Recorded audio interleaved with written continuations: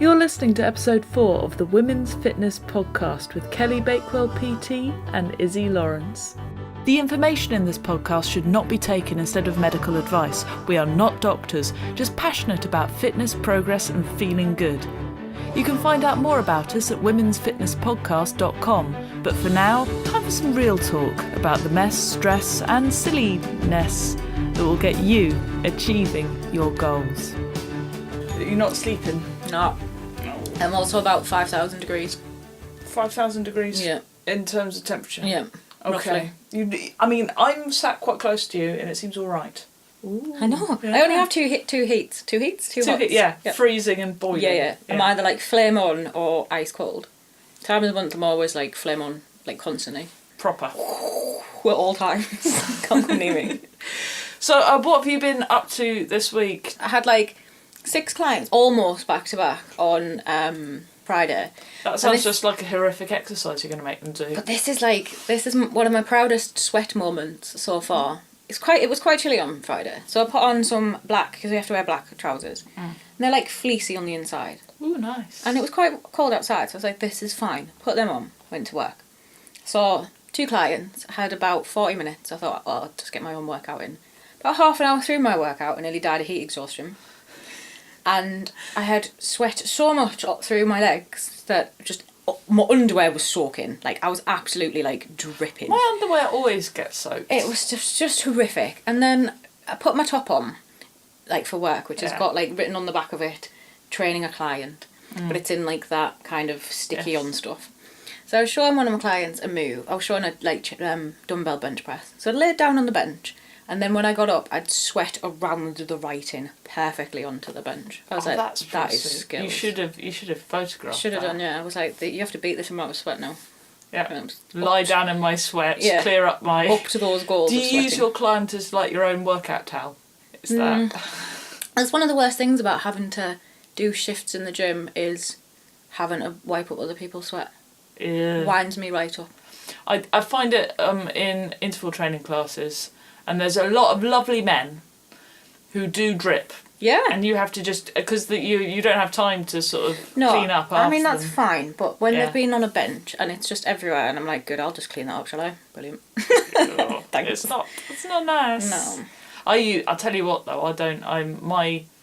I use for my gym towel a tea towel because it absorbs everything really efficiently. I mean, that's not the worst thing to do. Plus, it doesn't leave fluff all over you. It doesn't leave fluff all over you, and otherwise, the best thing I would say would be a bar towel, probably. Yeah, definitely.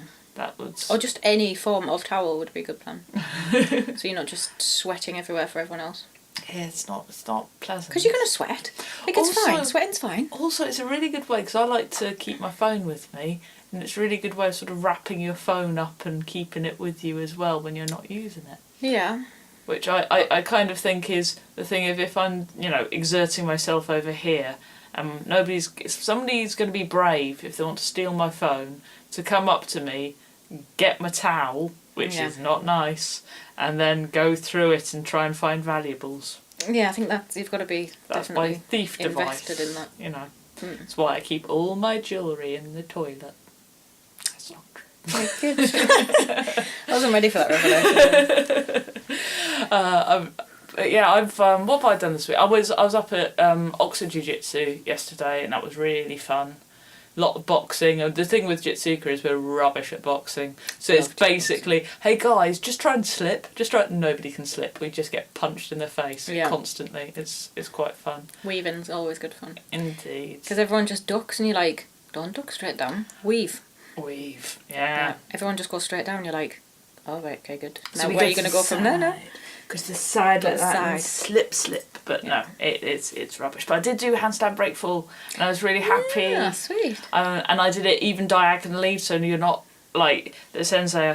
He said, "Okay, do your handstand break fall." And I said, "Sensei, can I do it so that I'm doing it along the mat rather than across them? Because that bothers me." He said, "Yes." So I did it that way, and he said, "Good. Now do it the other way, across the mats, and annoy your pedantry, and annoy your, get rid of your social hang-ups." So I had to do it, and I landed like on 3 different mats on a corner, and it's not right. It just bothered me. But you have to step out your comfort zone. This is true. But I mean, doing a handstand breakful is out of your comfort zone. Yeah, definitely. Because, for those of you who don't know what it is, you basically go into a handstand, funnily enough. So you're in a handstand with your toes pointing up, and then bend your knees so that your toes are now pointing towards the wall, and then you fall down into basically a pelvic bridge. Yeah. So you're on your back and you're on your toes, and the only way I can do it is I have to keep my arse as tight as my arse, like literally an atom Squeeze. could not drop out of it. Yeah. It's serious squeeze in order to get it to work. Because I was squeezing my arse before, but I wasn't like squeezing it as hard as possible. Nothing's going in or prise out. me apart. Nothing's going in or out. No, exactly. Or between, or you couldn't get a credit card to go through. Excellent. I think that sounds just as images. something to test. And also, what was really nice is I drove home in my gi, which I don't usually get to do, which is a fun, because you feel a bit like you're in Star Wars. Yeah, Nice. I used to quite like putting mine on because they're just really comfortable trousers. Yeah. But they Very are airy. white, which is Yeah, nice. I'm Ooh. rubbish with white. I saw a really a good advert on Facebook. Fortunately, I can't remember the name of it, but they got period pants. Oh, I've seen them. They're just, but I've read the reviews on them. And they just seem really weird. Well, this is what I'm thinking. If you have like an important jitsu event and you're on your period in your white trousers, they might be a good backup. I think technically though, when we're wearing like those type pants when we were like children, I think it is technically like a nappy, to be honest. Okay, so it's a bit bulky and I horrible. would have thought so. I've got the thong one though. Yeah. So, But they're different floors. So the thong you can only wear like at the very start. well, the thing is, I'm thinking literally, because it's happened to me before, like doing some breakfalls, tampon slips. Yeah. You've only got like 2-3 minutes before there's going to be a problem, and you've got to try and convince a sensei that you need the toilet Yeah. without going, because I'm about to bleed everywhere, you stupid idiot. Anyway, yes, sensei, sorry, sensei, 20 push-ups, yes. Yeah, I was thinking backup Yeah. might be an idea. I might get a pair for backup. You could always give them a go and then you could review them and tell us how good they're. That is true. If they pass the sneeze test, That is true. because we all know coughing or sneezing is just like, It's just like, whoa, yep, whoa, we're okay. coughing or sneezing, just as bad. Well, I imagine it probably is worse the more fit you are in that area with the coughing and sneezing, because you've got more power going through to quite dislodge possibly, stuff. to be honest. Or it's better because you've got more power going keep through it to in. keep it in. So I don't think you're thinking about that when you're This coughing and is- sneezing, do you? there's so much I think about when I sneeze. Just Mainly, life. will my eyeballs hit the wall? yeah. That is it. All right, we should answer some questions. She says. looking Oh, I around introduced for them. her We haven't. Oh, yes. We haven't done any of that. Oh my God. Hi. We're so bad. Hello, I am Izzy Lawrence. I am not a PT. I am a person who does jiu-jitsu and I enjoy working out very much, yes. And sat opposite me is Kelly Bakewell, who is a professional PT who is here to answer your question. I don't know about professional. I'm definitely a personal Well, trainer. you're definitely I'm professional qualified, because but not people professional. pay you, Oh yeah, that's which true. makes, you a pro. Yeah. This is what. I have a twitchy bicep and it's really annoying. Oh yeah, it's going It's again. just going mental. I'm gonna film it. Hang on. It's like the same as having, when your eye twitches, but this is just my bicep and it's See, if I video it, it will go. Oh no, it's still doing it. yeah. Your it's like having a rose. heartbeat. It's like. It's just It very stopped. weird. Oh, there it goes. That is funny. So I might have to do more magnesium or potassium or water, or there could be any number of reasons. Electrolytes. Yeah. Electrolytes, because something. Because is that a symptom of overtraining? Could be. Knowing me, quite possibly. Which we will talk about. Yes, we will do. So I've got a couple of questions. We have a question which came up on the group. So we've got a Facebook group. You should be part of it. So, hey everyone, I have a question. I started on an HIIT, which stands for High Intensity Interval Training, program on Monday. And today I'm due to do the next section of this week, but my quads are killing me still. Do I just man up and get on with it? Just wanted to check. Smiley face. I love smiley face. Smiley face is good. So, how do you tell, basically, the difference between muscle soreness that you can work through and severe injury that's going to kill you if you get worse? Well, usually muscle soreness will be the whole muscle will hurt. If you've specifically injured yourself, there'll be a spot on the muscle that'll hurt. Ah. So generally, like if my quads are sore, if I press down my whole quad, I'm going to be definitely feeling it. But if I've kind of done a little tear, it'll be pretty much specifically in that place. Okay, that's so that's kind of interesting. how I tend to look at it. And it's the muscle, not the joint. Yeah, always the muscle, not the joint. Yeah, because when my knee hurts, that's usually because of tendonitis From your quad. patella. Well, yeah, which is from my quad. Yeah. And so, what is DOMS? Because Well, it stands for delayed onset muscle soreness. So it's about between 24 and 48 hours, sometimes 72 hours. It can actually last quite a long time. They don't actually know what causes it. So annoyingly, you might have heard that it was kind of lactic acid build-up, or it's this, that and the other. I know what lactic acid is. Go on then. Right, okay, so, you know when you breathe, that's Yep. aerobic respiration. It is. So you get oxygen and you use the oxygen, I've forgotten all the equations, but you basically use oxygen to break down sugars so you can get energy. Yes. And now the thing is, when you're exercising a lot, you can't always get the oxygen, or if you're holding your breath. So what you do is you do anaerobic respiration. So you do the same thing where you're breaking down the sugars, but you're not using oxygen. And this results, instead of carbon dioxide, it results in lactic acid being created along with energy. So it's kept you alive. And the lactic acid hurts because it's acid. Well, you've basically just almost explained how high intensity works. Okay. Because the reason that we do interval training is because you have those different types of ways to generate energy. So you've got your lactic acid system, you have a creatine phosphate system. My you have what? a creatine phosphate system. By creatine phosphate system. I Yeah. have not heard of the creatine phosphate. And you have your aerobic. So what happens is, between the first kind of 10 seconds of your exercise, you use your first part of your first one of your systems. Then you'll go on to your next system, and then you'll finally use aerobic, and that's the one that you can kind of maintain for the longest. Okay. So the reason that we've got specific intervals in interval training is we want to kind of keep you in the first two sections and out of the aerobic one, so we reset it. So that's why you have that bit of rest to reset that system back to stay in that first So part. the rest is evil. Yeah. Ah. Because the rest it's totally necessary to then reset to avoid you going into the aerobic, where you're then using kind of oxygen, because if we can keep it within the body, the idea is that you kind of turn into fat stores, that sort of thing. I was going to say, I was surprised that your aerobic doesn't kick in automatically, but then I always remember, look at the 100-metre sprints, they've all hold their breath. Yeah. You're just like, how could you do that and hold your breath? Yeah, You it must doesn't die. kick in straight away, but it's the one that lasts for the longest, obviously, depending on how well trained you are. But your first two systems, they can only sustain themselves for a little bit of time, but then they'll reset. So it's kind of the way that it all shuttles kind of energy around. Can you talk about the creatine phosphate system? Because I do not know what that is at all. I can. I think sticking to this first. Okay, because that's of the muscle probably a good soreness idea. thing, We could do that another because episode. the interval training thing is actually really interesting about going through kind of the lactic acid system, your creatine phosphate system, and your aerobic system, and why high intensity works. Because I kind of want to have a little chat about how it works better than kind of Long like low distance. intensity, like LISS training, that sort of thing. Yeah. So that's kind of a LISS whole new training. LISS, low So low intensity, intensity- steady state. So that's cardio. like marathon running, getting on the elliptical for ages. Yeah, That's the or thing. walking. Walking, yeah. Yeah. Walking, I find... See, I find LISS very good for psychological reasons. I think it's very good for me, just. Just walk. Well, yeah, or just jog very lightly for half an hour.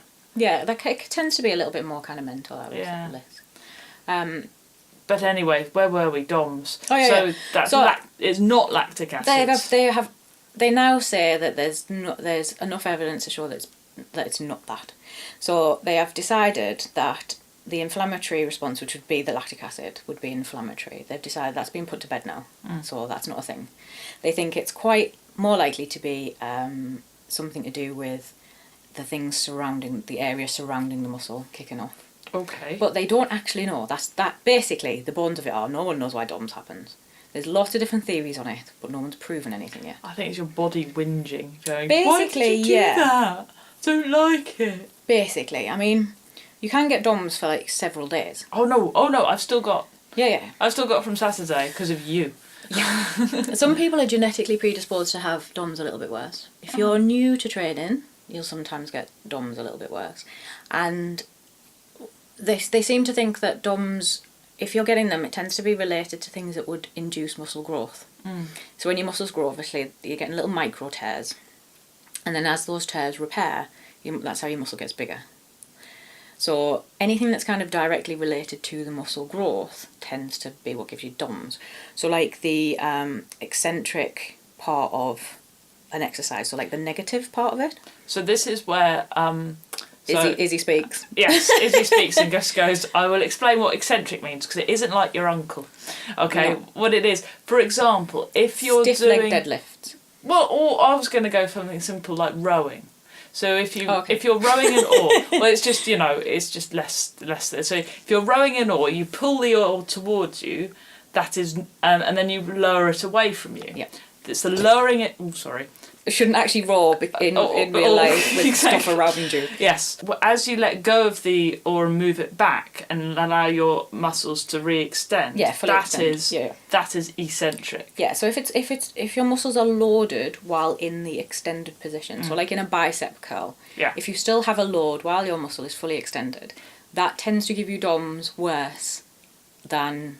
But it also is really good for growth. Of course, yeah, exactly. So that's why they think that DOMs, if you're getting DOMs, then the growth is kind of going hand in hand with it. And you want eccentrics, that's what gives you strength and stuff. Don't start, bicep curling with a dumbbell and you get to the top and it back down, drop it. Yeah, just drop it. That would be bad. Yeah. But, it's really good for you, eccentric. And it's really good as well, like we were saying earlier, when you're trying to learn pull-ups. Yeah, negatives, Yeah, a negative pull-up is entirely eccentric. Yep. Yeah. But you will get DOMs from that. Yeah. Yeah, and the really sad thing is, there is no cure for DOMs, because obviously they don't actually know what cause it. So they found out that heat tends to kind of be psychological and can help it. Ice, they think, is actually worse for it. Well, you'd think if it were lactic acid, which it's not, but you'd think getting any blood circulation to the area would be good. Yeah, no. They've found out that massage doesn't actually help, other than psychologically. But it's nice. Exactly. And obviously massage therapists would push that it does help. But I'm just speaking from a scientific theory and kind of what they've researched. They did a load of tests and they found that massage doesn't seem to help, other than... I mean, I like having massage, it makes me feel better.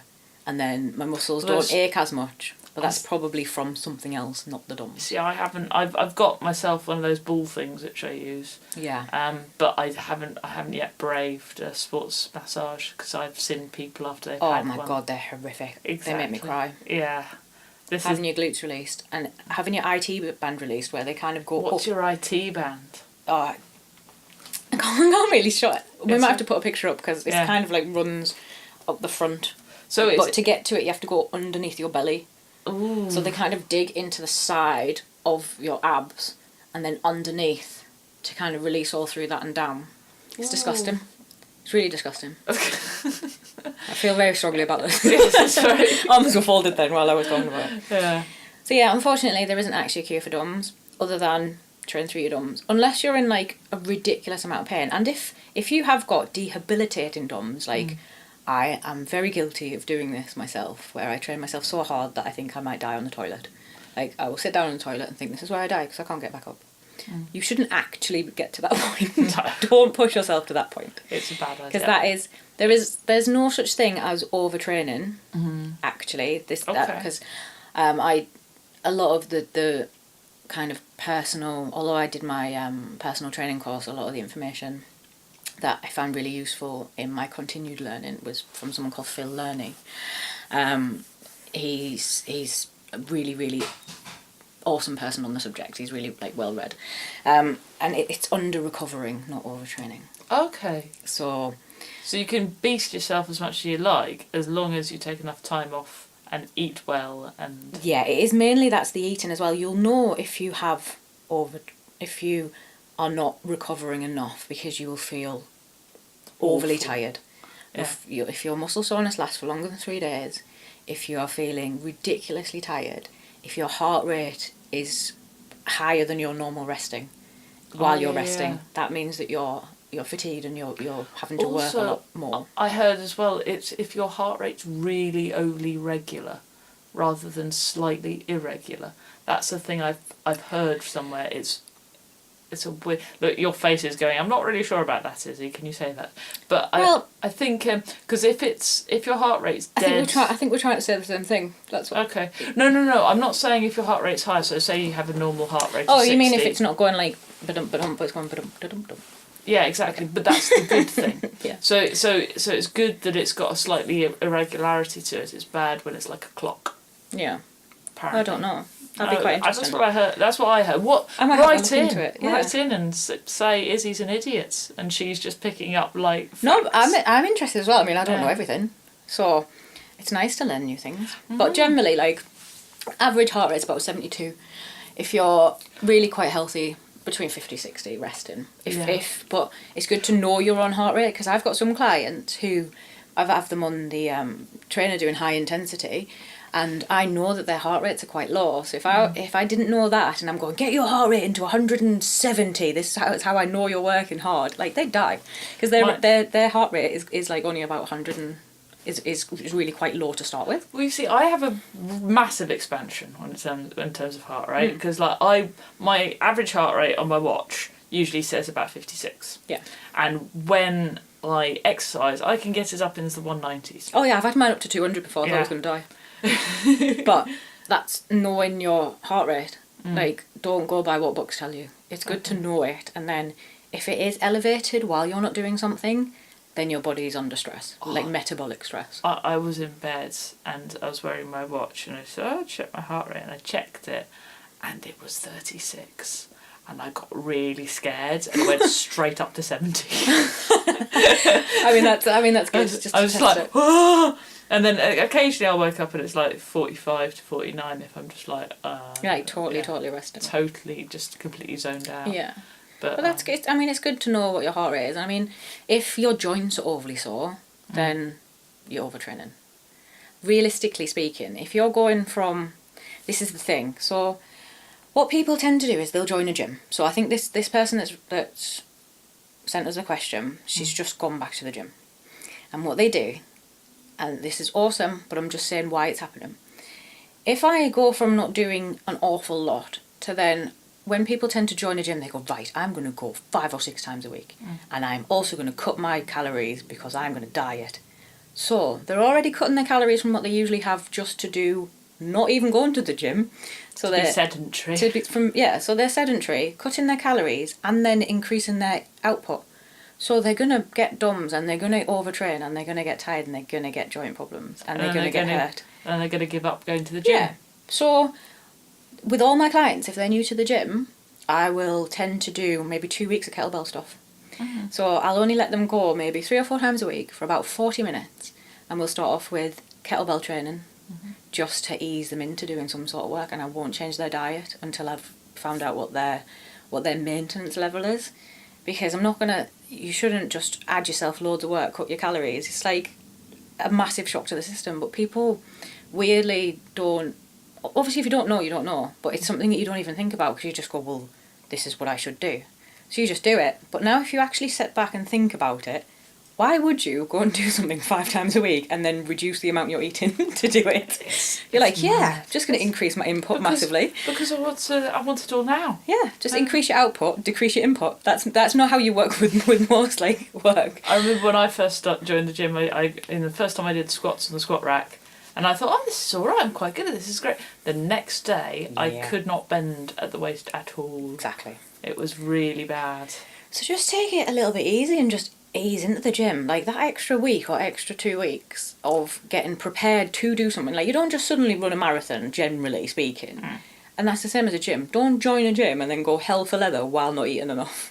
Like, this is how Izzy got herself in trouble in February, because I decided to go to all the classes. Yeah. That's when I decided to do all the classes I could, and I didn't increase my calories. Exactly.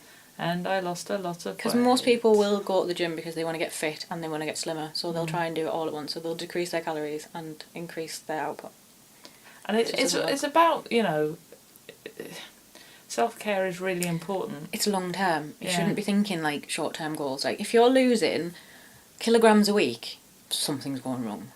Well, unless you're very, very big. Yeah. I mean, it's generally not that sustainable. And especially if you're doing, like, I'm not even going to get into, like, Herbalife and all that sort of thing. You can tell from my voice what I feel about these things. Well, I mean, I really am very glad that, I would don't take diet pills and don't take,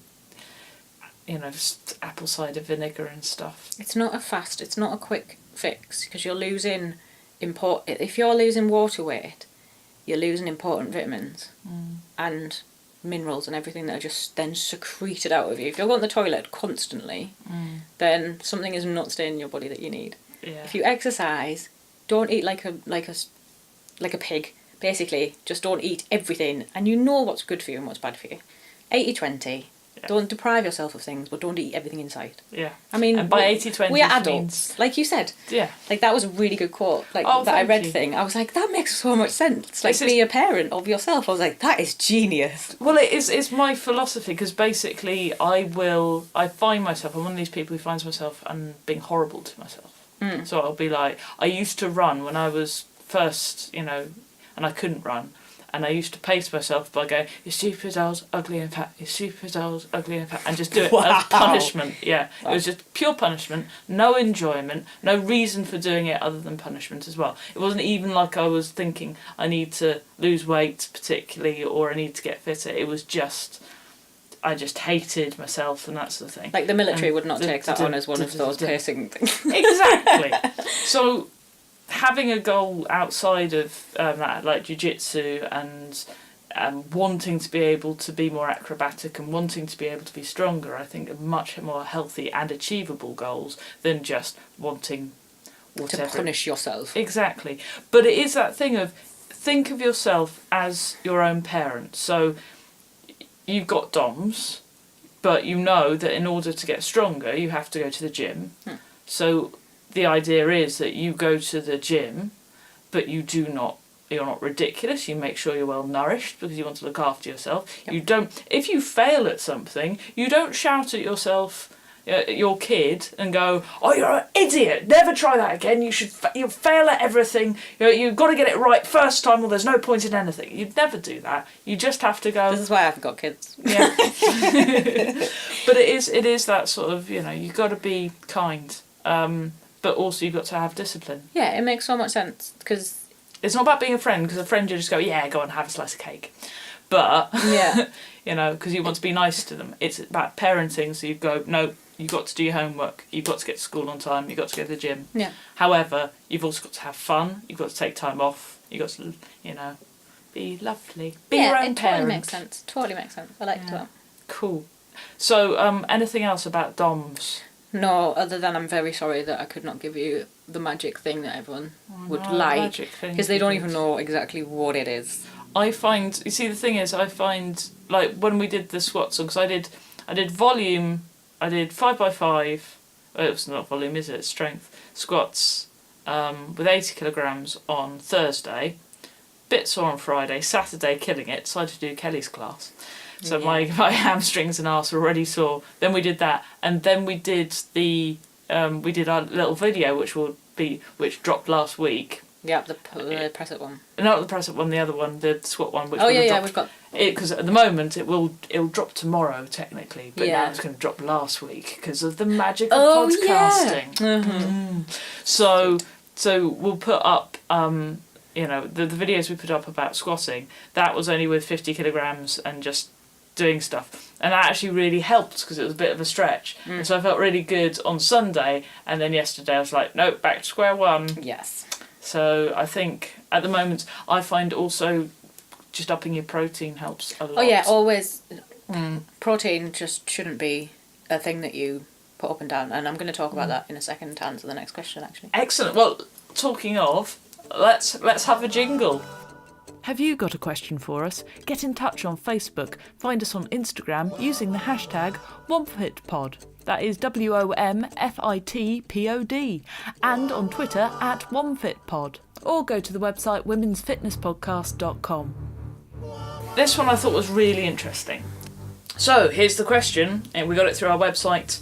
Hi, I'm still in recovery / still really dealing with an eating disorder, a mixture of EDNOS and orthorexia, and currently eating about 1,000 to 1,100 calories a day while gymming and jitsuing pretty much every day. I'm quite worried about trying to up my calories to a normaler amount, as every time I venture up to 1,200 I gain weight, while simultaneously eating as much as I do doesn't allow me to lose any. So do you have any advice for someone with potentially messed up metabolism / fear of rest and eating? Mwah! She left a big kiss. So that is awesome. Thank you for the kiss. Yeah, I do, actually. Like, EDNOS is eating disorder not otherwise specified. And orthorexia? Orthorexia means that you have an obsession with healthy eating. Oh. So it means that you then categorise foods as good and bad. So you're obsessed with getting clean eating, just eating healthy foods. So you think that anything that is kind of has fat in it or anything like that is bad. So you're very, very straight lined about the things that you will eat will then have to be what you class as clean food. And that doesn't even mean that it is, it just means that you've decided that it is. So a bit like the fact that I'm doing low carb, the fact that yesterday I went, and ate a load of donuts. Yeah, someone with orthorexia would not do that. Oh, okay. But the fact that, I don't have orthorexia. But the fact that I've chosen carb, so that for me that means like wholemeal bread is in as in a vague bad food category. Although I'll still eat it. It's just I try and keep my carbs low. Yeah, I mean fruit's a carb, which a lot of people don't actually realise. Right. It surprised me how many people that I give macros to, and I say to them to track their carbs, and I have to tell them that fruit is a carb. Yeah. And veg is a carb. Because people just think that... Veg has got less carbs than fruit, though. Because it's got less sugar. It does. But it doesn't mean that it's bad. So they might have decided that avocados are bad because they're high in fat. So they might go, well, that's a bad food, I've decided. So it's very subjective to the person as well. So obviously I'm not a specialist in eating disorders or like mental health issues, but I feel like I can definitely say exactly what I think on this because I've done it. I've been there. So I actually think I've probably got a little bit more to say than probably a doctor would have on the issue, to be perfectly honest. It's hard. Even though you are in recovery, which is awesome, and you're still dealing with it, you will always deal with it. You will never get over it. It's something that you will always pray at the back of your mind.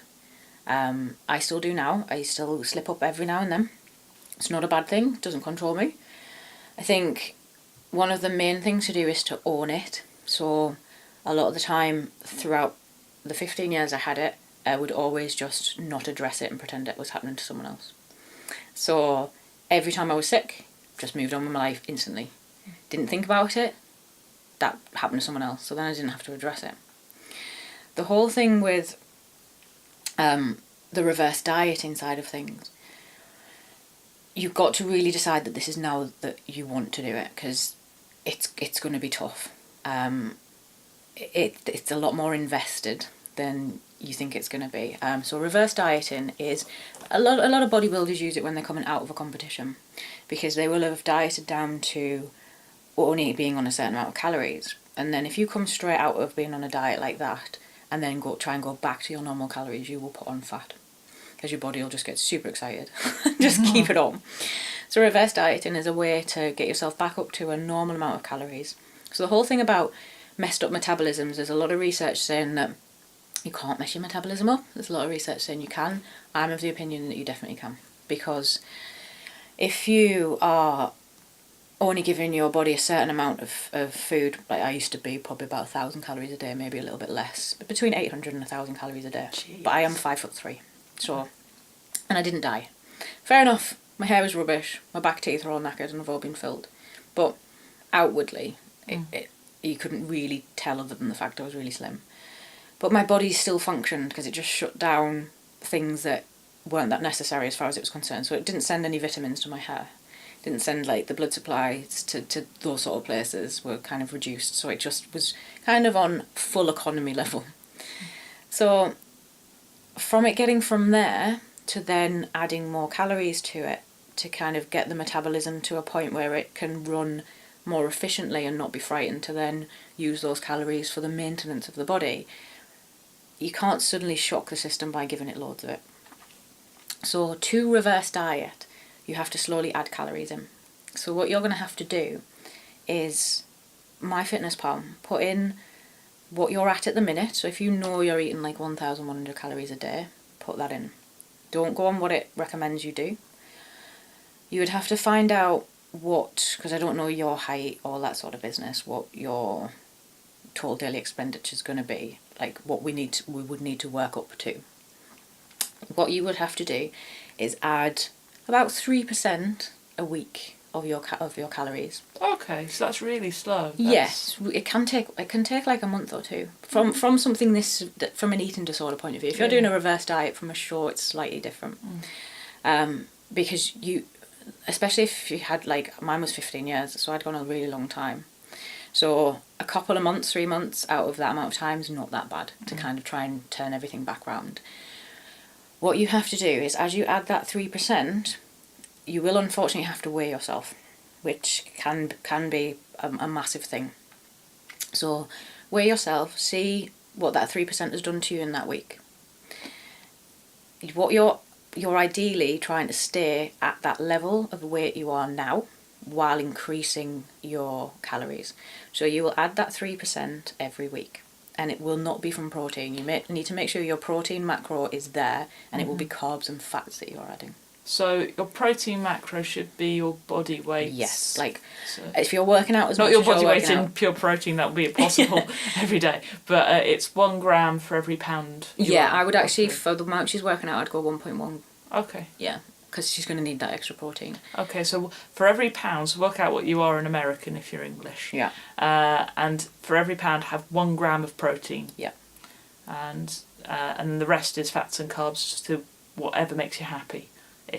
Yeah, I mean, you want to be about, I usually do fats at about 30 to 35% body weight.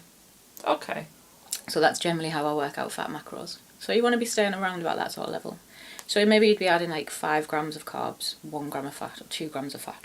So nothing dramatic. It doesn't sound very dramatic. It sounds like accidentally, eating a couple of mouthfuls more sometimes. Yeah, but when you've been that obsessed with your calories and that sort of thing, it's actually quite a easy thing to then take control of.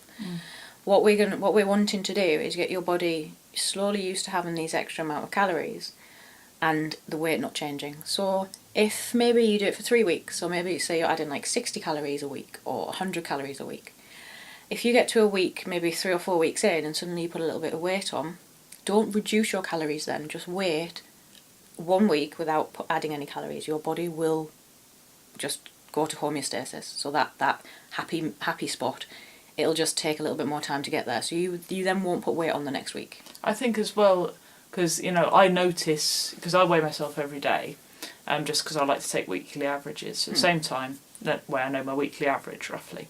And I find if I have certain meals, and they can be very high veg meals, or they can be high carb meals, they tend to be, or if I've had a lot of sugar in one day, I will weigh a lot more the next day, which I assume is just water weight because the extra... Yeah, usually. So there is also that to take into account, that don't panic if you see a huge amount, like 2 or 3 pounds going on if you've only increased your calories by 100. Yeah, this is a slightly different thing.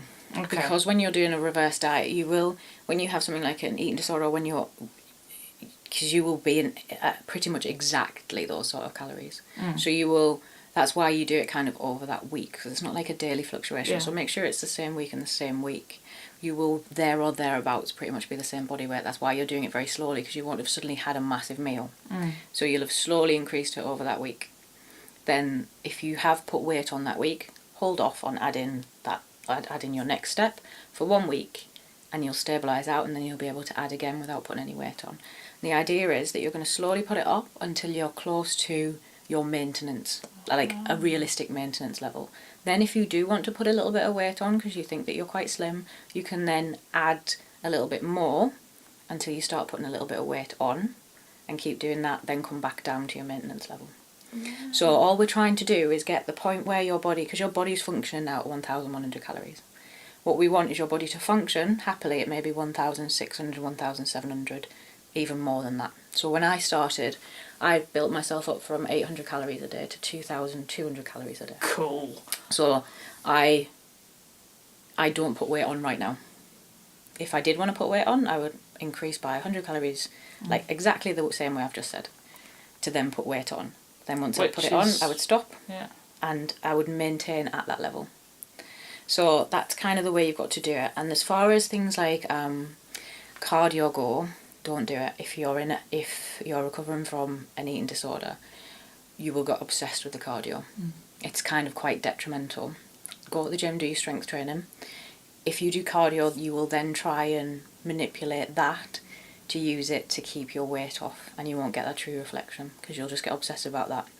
The good thing about doing a reverse diet is that it can change your mindset from the fact you've been so obsessed, especially if you've got orthorexia and you're looking at clean foods.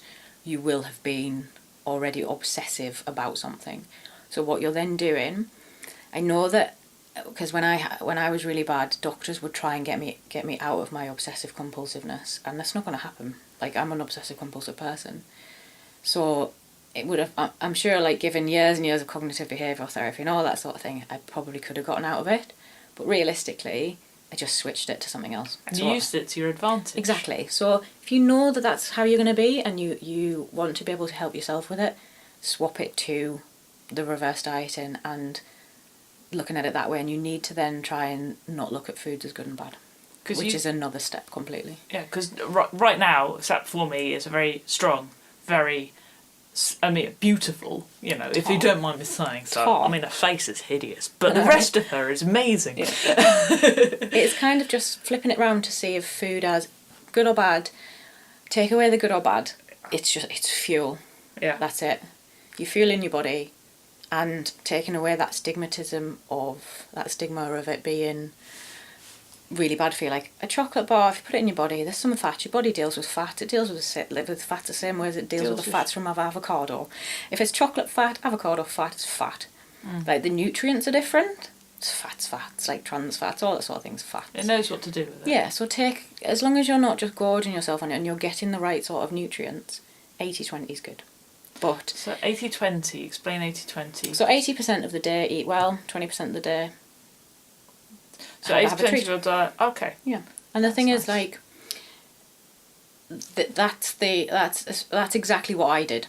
So it's not even advice based. That is how I got from 800 calories to 2,200 calories, and flipped around. And I'm not saying, like, social gatherings are sometimes quite hard for me, like Christmases, where there's a lot of food around, and that can still kind of set me back a little bit sometimes.